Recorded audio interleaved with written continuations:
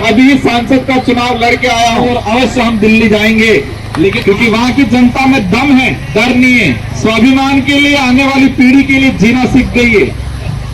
हमारे महापुरुषों ने, पूर्वजों ने देश को इसलिए नहीं आजाद कराया था कि आपका वोट 100, 500 रुपये, 1000 रुपये में बेच देना, इसलिए नहीं आजाद कराया था। इस वोट की कीमत 500, 1000 रुपया नहीं है, इसकी कोई मूल्य नहीं है इसका कोई। ये आपका भविष्य, आने वाली पीढ़ी का भविष्य तय करता है। कई लोग सोच रहे होंगे कि नई नई पार्टी आई है, क्या होगा क्या नहीं होगा। सोच पे निर्भर करता है कि हम कितना सोचते हैं। जो जितना ज्यादा सोचता है, जितना बड़ा सोचता है, इतना बड़ा करके दिखाता है। और हमारे राजस्थान के अंदर हमारे 84 सागवाड़ा डूंगरपुर की जनता ने करके दिखाया। आज मैं आपके सामने हूं और मेरी विधानसभा क्षेत्र, आपके यहां एमएलए के चुनाव नहीं होते, सीधे सांसद के होते हैं। मैं 2 बार विधायक बना और अभी सांसद का चुनाव लड़के आया हूं और दम खम के लड़के आया हूं और अवश्य हम दिल्ली जाएंगे। लेकिन आप ही आज तय करके बताओ कि दीपक भाई खुराना को यहां से भेजोगे कि नहीं भेजोगे? भेजोगे। पक्का दिल से भेजोगे? हमारे वहां की जनता ने तो रगड़ा निकाल दिया है उनका। मोदी जी आए थे, मेरे सामने जो बीजेपी का उम्मीदवार खड़ा हुआ था, उसके समर्थन में मोदी जी आए थे। और आपने सुना होगा कि वहां पर मोदी जी आके इतना बौखला गए थे कि क्या बोल के गए, पता नहीं, पूरे देश में विवाद हो गया बांसवाड़ा के अंदर। क्योंकि वहां की जनता में दम है, डर नहीं है। स्वाभिमान के लिए, आने वाली पीढ़ी के लिए जीना सीख गई है। यहां के युवा साथियों को देखा मैंने और यहां पर भी युवा साथियों को देख रहा हूं मैं। इस देश को आजाद कराने में युवाओं का बहुत बड़ा योगदान था। युवाओं का बहुत बड़ा योगदान था और अब ये वक्त है दादरा नगर हवेली का भविष्य तय करने में युवाओं का बहुत बड़ा योगदान होना चाहिए। हमारा समय, हमारी एनर्जी क्रिकेट में, बॉल फोन में ही नहीं गंवानी है, इंस्टाग्राम या फेसबुक पे नहीं गंवानी है। आज का जो समय है, आज की जो युवा पीढ़ी है, वो आने वाला भविष्य तय करने का काम करने की जिम्मेदारी आप लोगों के हाथ में। परिवर्तन लाना है। दादरा नगर हवेली की जो परिस्थितियां देख रहे हैं हम,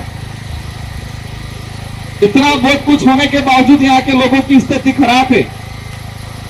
इतना कंपनियां, इतना राजकोष इकट्ठा हो रहा है, वो पैसा कहां जा रहा है?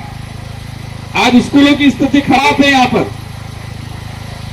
आप जिन बच्चों के लिए रात दिन मेहनत करते हो, हमारी कई माताओं के गोद में आज बच्चे हैं, उस बच्चे के लिए आप मेहनत करते हो रात दिन, उस बच्चे को पालने के लिए, उसको बड़ा करने के लिए, उसको पढ़ाने के लिए।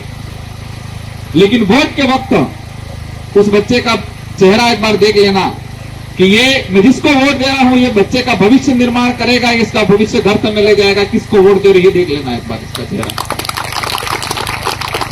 जिन बच्चों के लिए रात दिन मेहनत कर रहे हो, उन बच्चों के लिए देख लेना कि मैं वोट देने जा रही हूं, वो वोट जिसको दे रही हूं, इस बच्चे का भविष्य का निर्माण करेगा, दादरा नगर हवेली का निर्माण करेगा, यहाँ का भविष्य का तय करेगा, उसको दे रही हूं। या यहाँ के भविष्य को खत्म करने वाले, गर्त में ले जाने वाले लोगों को दे रही है, तय कर लेना, तब देख लेना। चलो, एक बुरी बात सुनी, मुझे अच्छा नहीं लगा। चलो, क्या चुनाव के कुछ दिन पहले पैसा बांट देते ये होते हैं? हमारे महापुरुषों ने, पूर्वजों ने देश को इसलिए नहीं आजाद कराया था कि आपका वोट 100, 500 रुपये, 1000 रुपये में बेच देना, इसलिए नहीं आजाद कराया था। इस वोट की कीमत 500, 1000 रुपया नहीं है, लाखों करोड़ों रुपया है। इसकी कोई मूल्य नहीं है इसका कोई। चलो,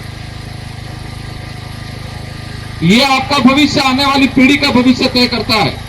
और ये चुनाव यहां का, यहां की हिस्ट्री में जाते हैं। स्वर्गीय मोहन भाई डेलकर को याद भी करना चाहूंगा। और आज जो यहां पर परिस्थितियां बनी, वो दुखद परिस्थितियां बनी है। कि जो व्यक्ति जिस सिस्टम के खिलाफ लड़ा उसी का परिवार उस सिस्टम के साथ हो गया, वो गलत हुआ है। दादरा नगर की जनता के साथ गलत हुआ। इन सबको एहसास कराना है कि आज जनता का राज है, जनता तय करेगी कि यहां का नेता कौन होगा। ये आप लोगों के हाथ में है, ये तय करके बताना है लोगों को।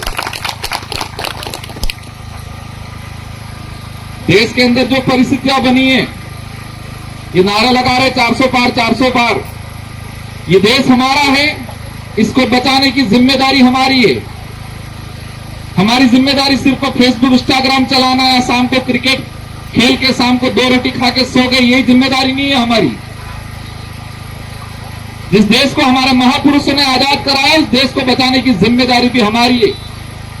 और देश में जो परिस्थितियां बन रही है, वो परिस्थितियां कहीं न कहीं आने वाले समय में हमारे देश के लिए, आने वाली पीढ़ी के लिए घातक बनने वाली है।